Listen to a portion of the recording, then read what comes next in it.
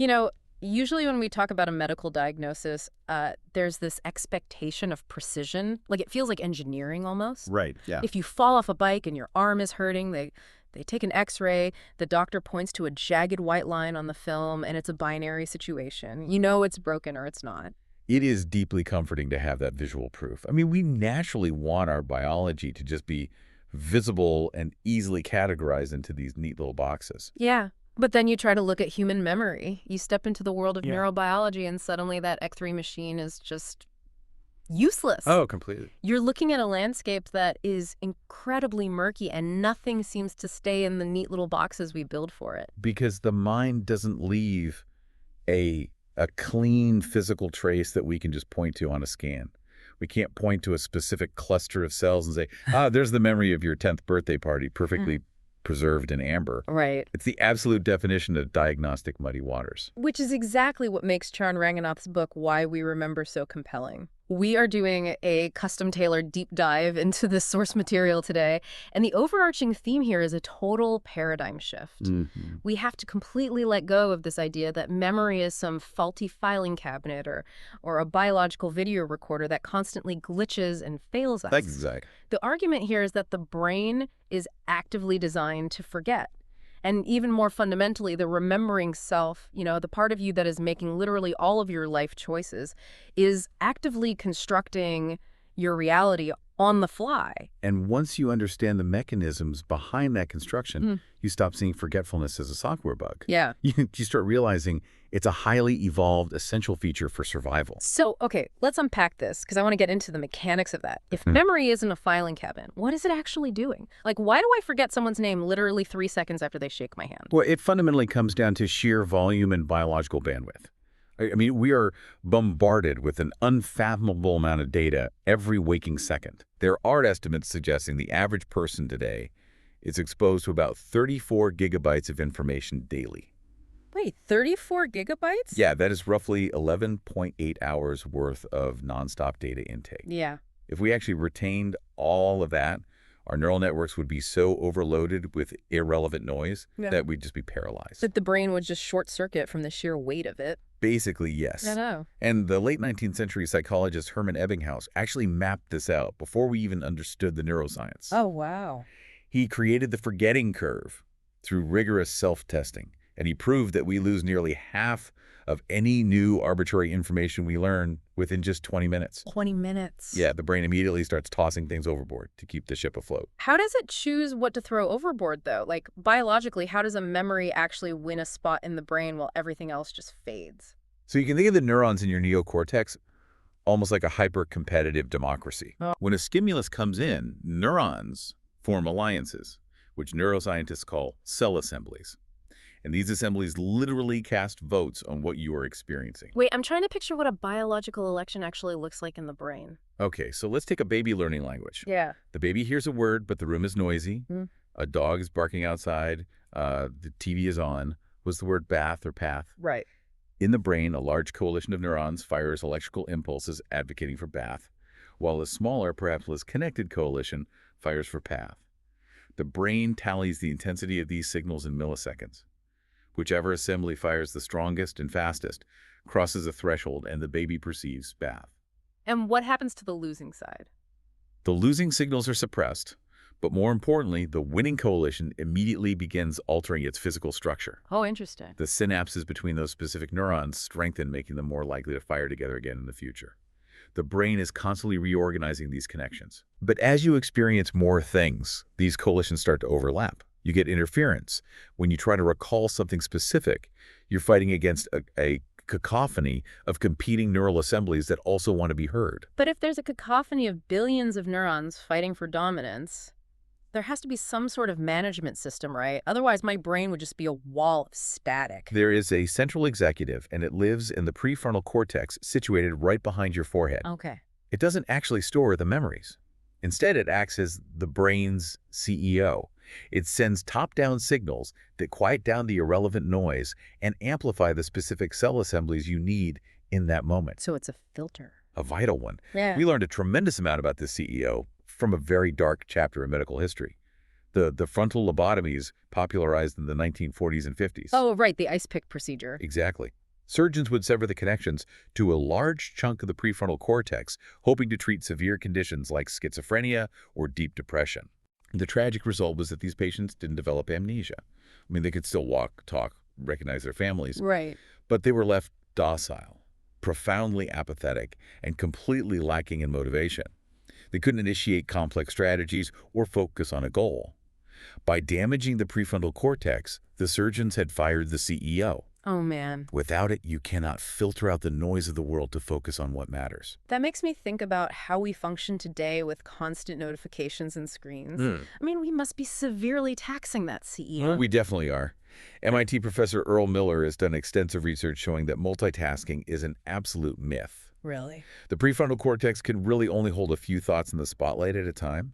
When we think we are seamlessly multitasking, we are actually just forcing that central executive to frantically switch its spotlight back and forth. Wow. It exhausts the prefrontal cortex, and we end up performing all the tasks poorly while degrading our ability to form lasting memories of any of them. Okay, let me see if I can translate this interference problem into an everyday analogy. I tend to picture memory like a massive cluttered desk completely covered in identical blank white scraps of paper. Okay, I like that. If I write my Wi-Fi password on one of those white scraps and drop it on the desk, I'll never find it again. The interference from all the other identical scraps is just too high. If I actually want to find it later, I can't just toss it in the pile. I need to write it on a hot pink fluorescent Post-it note. So it's not about trying to hold on to more information. It's about using intention to create a fluorescent Post-it note in the brain. What's fascinating here is that is a perfect visualization of the biological difference between attention and intention. Oh, okay. Attention is a bottom-up process. It's your brain passively reacting to what is happening around you. Yeah. You might look right at your keys resting on the kitchen counter, and that is visual attention. But if your dog suddenly barks or a pot boils over on the stove, your attention is hijacked by the louder stimulus. The memory of the keys is just a blank white scrap of paper tossed on the desk. But intention is the hot pink Post-it. Right. Intention is a top-down process. It is you actively deploying your prefrontal cortex. You pause, look at the keys, and consciously think, I am placing my keys next to the fruit bowl. By doing that, you're actively driving stronger neural firing, strengthening those specific synaptic connections, and creating that fluorescent marker that cuts through the interference when you try to recall it later. I love that distinction, but if intention helps me create a bookmark, where does that bookmark actually take me? Because when I recall the keys next to the fruit bowl, I'm not just pulling up a line of text, I'm pulling up the lighting in the kitchen, maybe the smell of the bananas in the bowl. You are touching on one of the most profound discoveries in memory research, pioneered by a psychologist named Endel Tolving. He proposed a vital division in how we store information. The first is semantic memory. These are cold detached facts. Paris is the capital of France. Keys are used to start cars. The encyclopedia entries of the brain. Exactly that. Yeah. But the second type is episodic memory. Tolving described this as literal mental time travel. Wow. Episodic memory isn't just knowing a fact about Paris. It is the subjective first-person experience of remembering the crisp air, the crunch of leaves underfoot, and the distinct smell of roasting chestnuts while standing near the Eiffel Tower on a specific Tuesday in November. You are re-experiencing the sensory environment of the past. Which seems wildly complex. It makes sense why artificial intelligence struggles so much with this. AI can memorize the encyclopedia, but it doesn't have episodic memory to fall back on. Yeah, AI suffers from a well-documented flaw called catastrophic interference. Catastrophic interference. Yes. If you train a neural network with thousands of images to learn the rule that birds have feathers and they fly, it builds a very solid semantic rule. But the moment you introduce a penguin, a bird that has feathers but swims underwater, the AI struggles to integrate the contradiction. Right, because it breaks the rule. It often overwrites or destroys the original rule just to accommodate the exception. It breaks because it tries to force the penguin into the semantic box. But humans don't glitch when we see a penguin. Why are we so resilient to those contradictions? Because we have the hippocampus. In humans, the neocortex handles the broad semantic rules over time like most birds fly. But the hippocampus handles the episodic exceptions. It acts as a hyperfast indexer. How does this index an event biologically? Is it storing a little video file of the penguin? It doesn't store the memory itself, which is a very common misconception. Instead, it generates a unique code, almost like a QR code. Oh, QR code. Yeah. When you see a penguin at the zoo, Different parts of your neocortex are processing the sight of the ice, the smell of the fish, the sound of the crowds. The hippocampus creates a neural map linking those disparate neocortical assemblies together. So later you don't break your general rule about birds. Your hippocampus just pulls up that one highly specific QR code of the penguin exhibit. That makes a lot of sense. The author of our source material, Charan Ranganath, gives a beautifully chaotic example of this. He talks about trying to remember his daughter's various birthday parties. Yeah. Most of them were at generic venues like a trampoline park or a zoo. They all share the same basic semantic traits, cake-yelling kids balloons. Because they are so similar, they suffer from massive interference and just blur together in his mind. They lack a distinct signature. Right. But then he decides to throw a DIY party at his house one year, and it turns into a total disaster. The yard is muddy, and the kids end up mercilessly beating a papier-mâché SpongeBob SquarePants piñata to pieces with a golf club. Which is terrifying. Yeah, it sounded like a scene out of Lord of the Flies. But because the visual of a muddy, mangled SpongeBob being attacked with golf clubs is so utterly bizarre and novel, his hippocampus generated a completely unique QR code for it. It is perfectly preserved from the blur of all the other birthdays. And that indexing function is so critical to our survival that losing it is catastrophic. Researchers studied California sea lions that were washing up on the beaches, completely disoriented, starved, and acting erratically. They discovered the animals were suffering from domoic acid poisoning, which is a neurotoxin produced by algae blooms. The toxin was selectively destroying the neurons in their hippocampus. So they were losing their QR codes. They lost their ability to mentally time travel. Without the hippocampus indexing their specific episodic memories, they couldn't remember where their historical foraging sites were or how they navigated their yesterday. They were completely unmoored from their own personal timeline in space. I hear that, and I recognize how incredibly evolved the hippocampus is, but I have to push back a little here. Okay. If my hippocampus is a time machine, why do I constantly walk from my living room into my kitchen and instantly forget why I went in there? Like, it feels like a massive design flaw if my evolutionary survival tool is defeated by a doorway. Yeah, it absolutely feels like a glitch in the moment. But it's actually the hippocampus performing another vital function called event boundaries. Event boundaries. Think of your daily life as a continuous, overwhelming stream of data. If the brain tried to record it as one long, unbroken movie, the sheer size of the file would be unmanageable to search through. So the hippocampus constantly looks for shifts in context to break the timeline into manageable chapters. And a doorway is a shift in context. Exactly. The physical act of moving from a carpeted, dimly lit living room into a bright, tile-floored kitchen signals a major contextual shift. The hippocampus interprets this as the end of a scene. It essentially hits save and close on the living room chapter and opens a brand new file for the kitchen. The reason you can't remember what you needed is because the intention was filed away in the previous chapter, making it temporarily harder to access. Wow, that is deeply counterintuitive, but I suppose the alternative is worse. If it didn't package those memories, I'd be dragging the mental load of every room I visited all day into the present moment. You'd be totally overwhelmed. We actually witnessed a global disruption of this packaging system during the COVID-19 lockdowns. People everywhere reported a bizarre sense of time warp. Days felt agonizingly long, yet entire months seemed to vanish instantly. Right, because we were stuck in the same environment. There were no doorways. We lost our physical and contextual event boundaries. No morning commute, no shifting from the office to the gym, no distinct changes in scenery. Without those boundaries, the hippocampus couldn't neatly package the timeline. The memories bled together into one massive, unsearchable chapter, which is why recalling specific details from that era feels so disorienting. Okay, so the brain uses these event boundaries to cheat, essentially, by breaking a complex timeline into smaller chunks.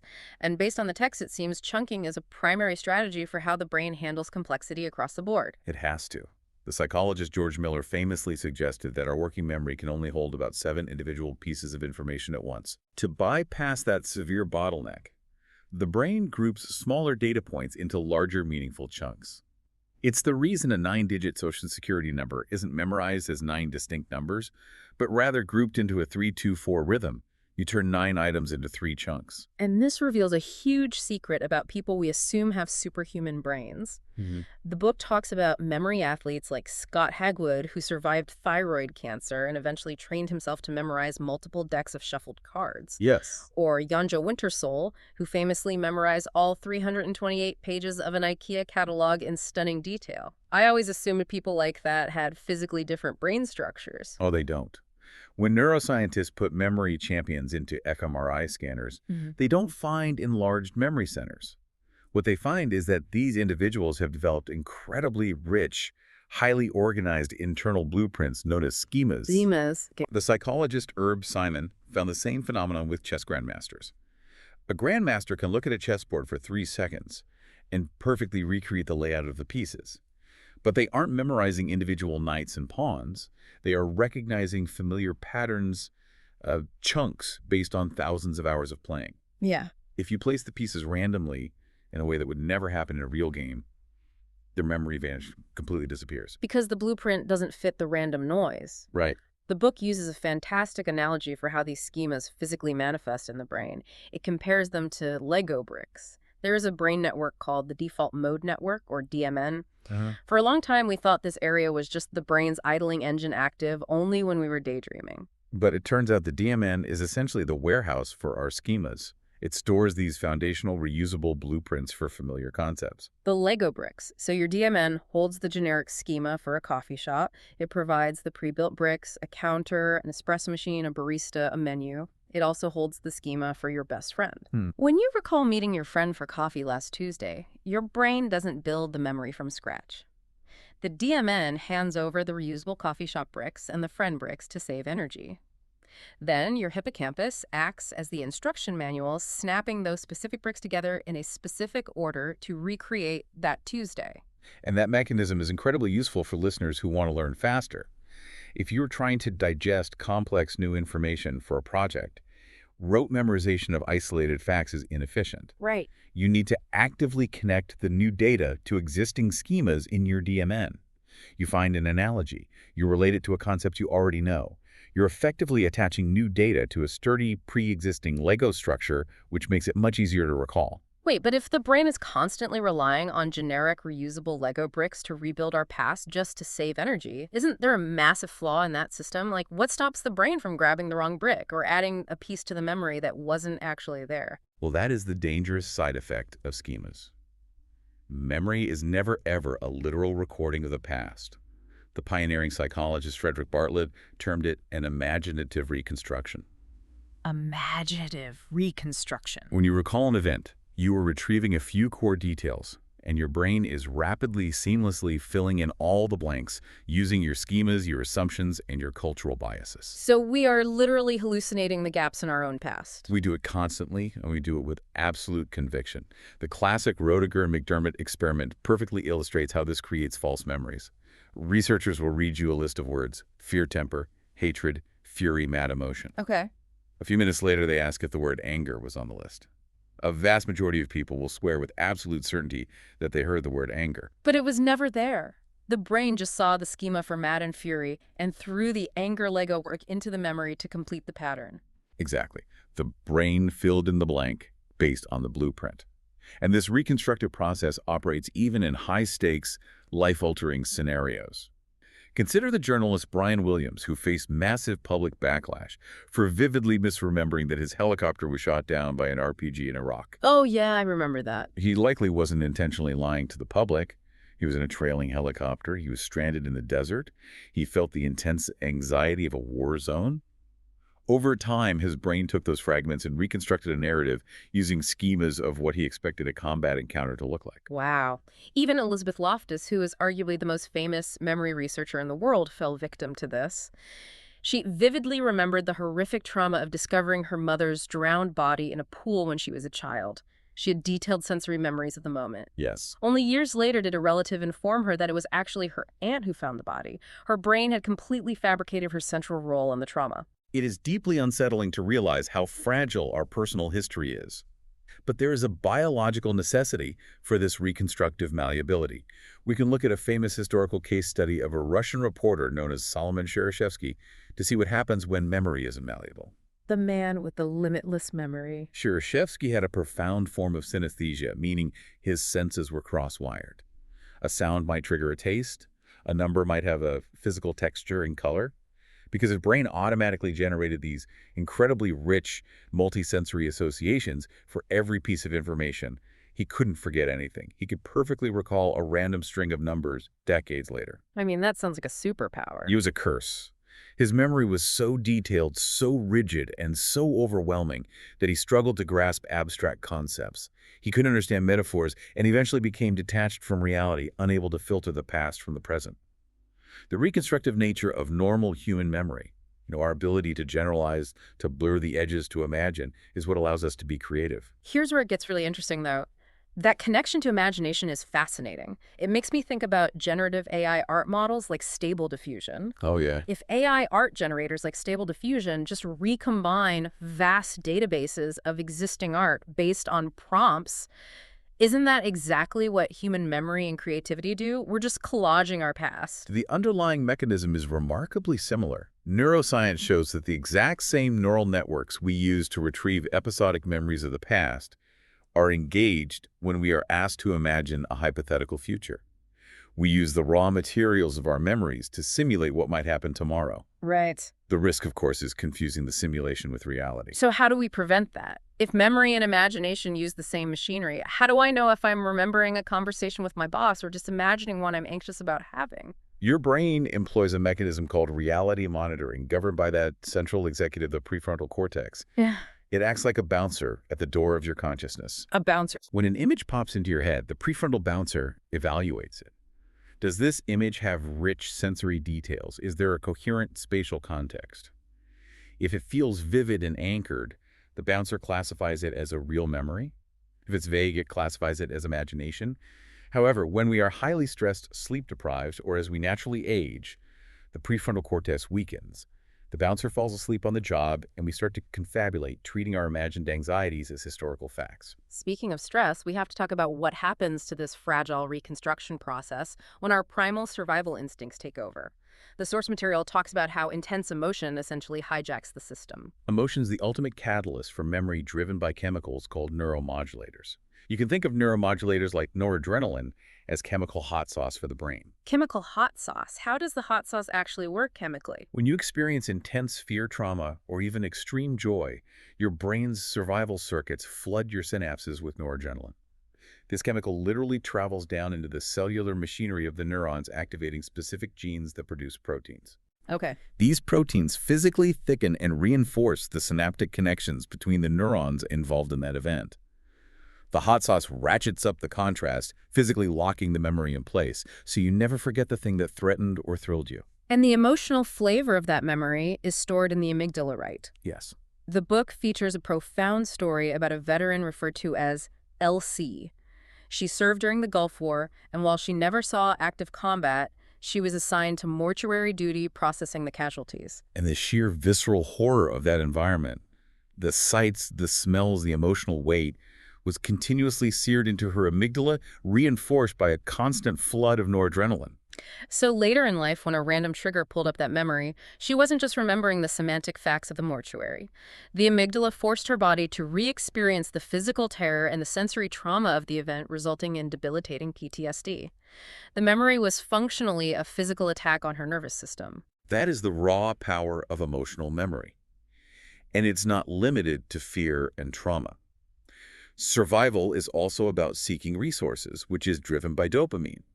Now, in popular culture, dopamine is often misunderstood as the pleasure chemical, the reward we get for eating sugar or getting a social media like. Like the happy chemical. But neuroscientist Kent Berridge proved that dopamine isn't about liking a reward. It is entirely about wanting it. He demonstrated this in a rather startling experiment. He rigged a system to artificially stimulate the dopamine circuits in a rat's brain whenever it touched a specific rod. The twist was that touching the rod delivered a mild electric shock. Wait, why would the rat touch it if it hurts? And the rat clearly didn't like the shock. It showed visible signs of distress. But because the dopamine system was artificially flooded, the rat was intensely biologically motivated to seek out the rod again and again. Dopamine drives the craving, the anticipation, the behavioral loop, regardless of whether the outcome is actually pleasant. Oh, wow. That perfectly explains the compulsion to doom scroll on social media, even when it makes us miserable. We are biologically hooked on the anticipation of information. And it seems like this biological drive can manipulate us in other subtle ways, particularly through the feeling of familiarity. Familiarity is the feeling of memory without the context. It's when your brain processes something efficiently because it's seen it before and interprets that processing ease as a gut instinct. Which can be disastrous. George Harrison, the legendary guitarist for the Beatles, was famously sued for plagiarism because his song, My Sweet Lord, sounded identical to a song released years earlier called He's So Fine. Right. The judge actually ruled that Harrison didn't do it on purpose. His brain had simply absorbed the melody years prior. When he sat down to write, the melody flowed out easily. His brain felt that ease, that familiarity, and mistakenly labeled it as original creative inspiration. That is a benign example of mere exposure, but it has grave consequences in the justice system. The author highlights the case of Robert Williams, a man who was wrongfully arrested based on a flawed facial recognition algorithm. Oh, an AI system flagged his driver's license photo as a match for blurry security footage of a shoplifter, right? Yes, the human police officers reviewed the blurry footage and Williams' photo. Because humans are generally poor at cross-racial identification, and because the AI had primed them, the officers experienced a false sense of familiarity. They looked at an innocent man, felt a gut instinct that he was the suspect, and confirmed a terrible algorithmic mistake. Familiarity operates completely under the radar of our critical thinking, quietly manipulating our choices and our judgments. We've covered a lot of ground here, but I want to end on a concept that completely reframed how I view human behavior: the spider sense or the orienting response.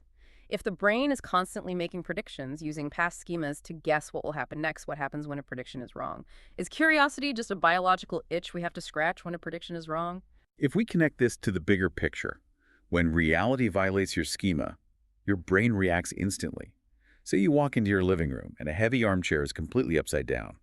Your hippocampus detects a massive prediction error. It fires off an alarm bell. Your pupils dilate to take in more light, your heart rate spikes to pump blood to your brain, and you get a targeted hit of dopamine. Ivan Pavlov called it the, what is it, reflex? Exactly. The dopamine isn't a reward. It is a biological imperative to investigate. It motivates you to close the gap between your prediction and reality.